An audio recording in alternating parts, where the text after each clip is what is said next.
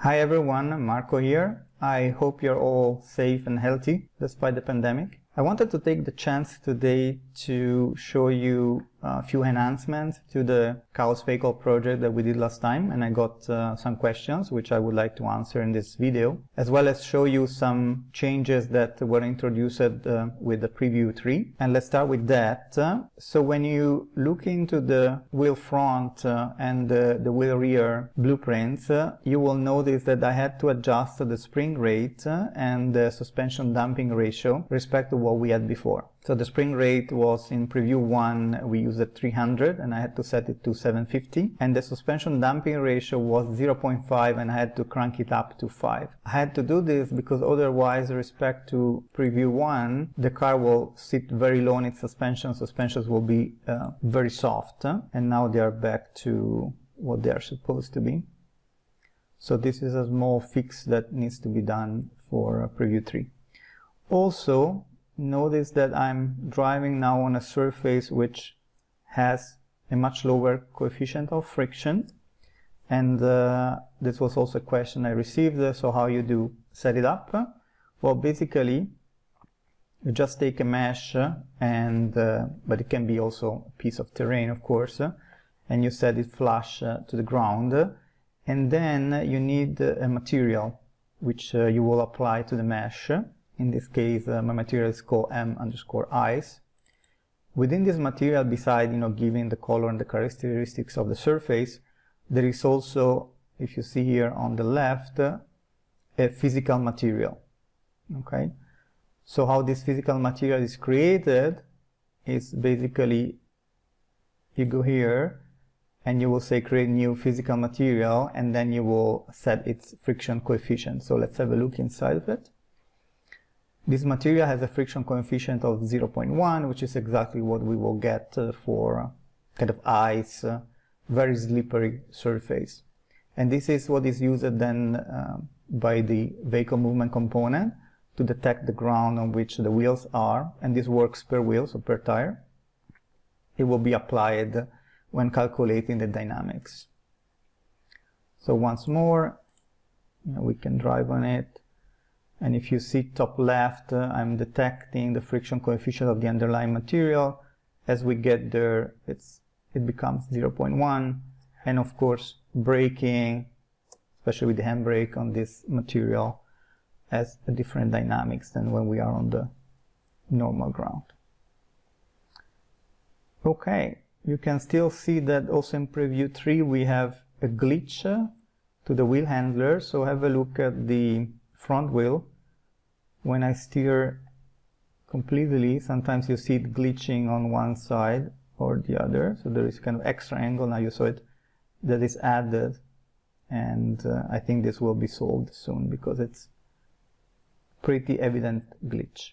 Okay, let's have a look now at a few things. So if I open the vehicle blueprint, you see that I've added some code on tick. And basically, if you take a reference to the vehicle movement component and then you cast it to Chaos Wheel vehicle movement component, you have access to a number of properties. One is the engine rotation speed. So this is very useful. For example, if you want to produce an engine sound, you need to have the engine RPM.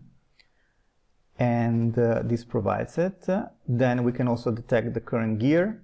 This is useful, for example, to show the current gear on a hood. And we can also get the forward speed of the vehicle, which is useful to also show it on a odometer. The forward speed has two versions. This version of the function returns it in centimeters per second. So if you want to convert it to kilometers per hour, you have to multiply it by 0.036. So this is 3.6 divided by 100. And there is also, I think, a native version of the function which provides the speed directly in miles per hour. So you may also want to use this one. Also, what we can do is take a reference to the wheels array. So if you can see here directly from the cast to the Chaos Wheel vehicle movement component, I have an array which is called wheels, and this array corresponds to the wheels we have set up here. Okay, so if I want to display, for example, the position of the contact patch, or calculate the position of the contact patch of each wheel, which is very useful, for example, if I want to display skid marks, or if I want to emit particles, like smoke particles in case of skidding, what I can do is, get each element of the width array. So in this case is element 0, which is the wheel front left. Then from the mesh, I can use get socket location to determine the position of the bone corresponding to the wheel. And this will be basically the hub of the wheel. And from there, if I know the wheel radius, which in our case is 35, I can simply project down along the inverted up vector. 35 centimeters below the hub is where the contact patch is. Okay, so this is an approximation, because the wheel might be hitting at an angle, then the contact patch is not really there, but yeah, it should work most of the times. Also, what we are doing from the wheels array is taking the bIsInAir property, and we're using that to determine whether the wheel is on the ground or not. So it works the other way around. It's not is on the ground, it's bIsInAir. So if it's false, we are on the ground, and then we can draw the debug sphere. Last but not least, we know that each wheel automatically senses the surface it's on and determines the friction coefficient from the physics material, like we have seen earlier. But we can also do it for the whole car, just by tracing from the center of the car down toward the ground. Once we have a hit, so we are not in the air with the car, but we are on the ground, we can take the out hit, break it, and inside the results there is physical material. And then if we take the friction of that material as a property, we can determine the friction coefficient of the surface the car is on. So this might be useful for any kind of settings. You want to show it in the hood. But as we said earlier, the car and the vehicle movement components automatically adapts the friction of the wheel depending on which surface it's running. So this is at the moment just for displaying purpose. The physics is handled automatically. Last but not least, let me show you how to debug a chaos vehicle. So once you play in the editor and you have your vehicle, if you do Shift F1 to unlock the mouse from the viewport and switch to the output log, you can access the console. And then there is a very useful command which is called show debug vehicle. And once you do that, you get a HUD which shows all kinds of debug information on your vehicle. So you can see you have the mass, inertia, is it awake or not, the speed and so on, even the acceleration, the load on the wheels, and the surface each tire is sensing. There is also a nice tachometer here, and it shows the speed and the gear you're on. So very useful. Also in green is the bounding box to the vehicle. And you can see that when we stop, it goes to sleep. So now awake is 0, which is interesting property of chaos vehicles.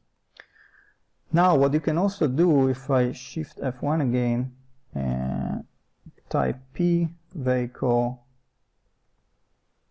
you see that there is a next debug page. So actually this debug HUD has multiple pages.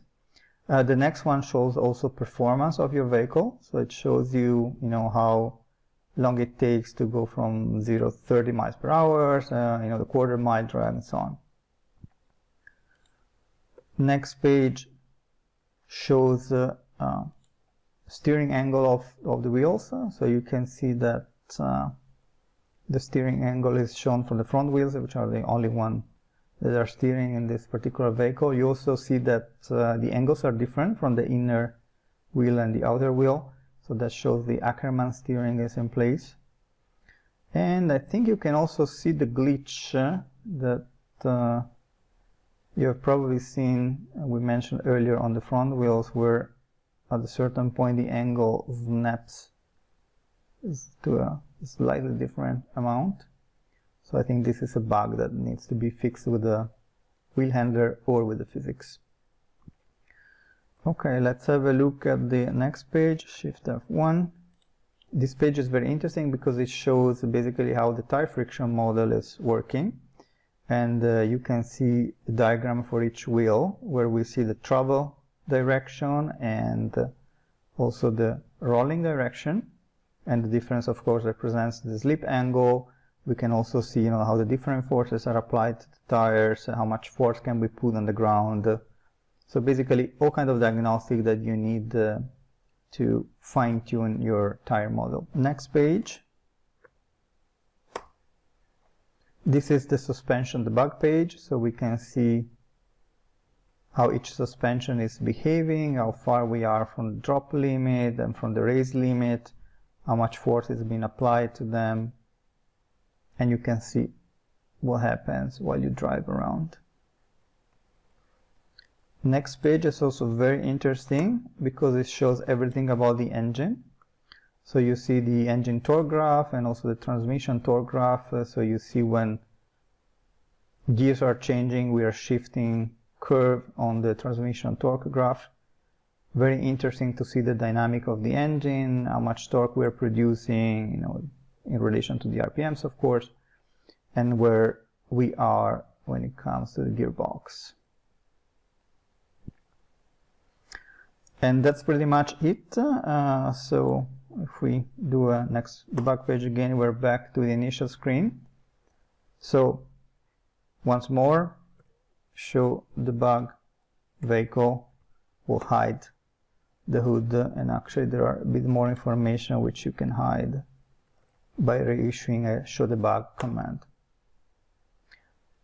Okay, I hope you have enjoyed this add-on to the previous tutorial, and yeah, see you in the next video. Bye!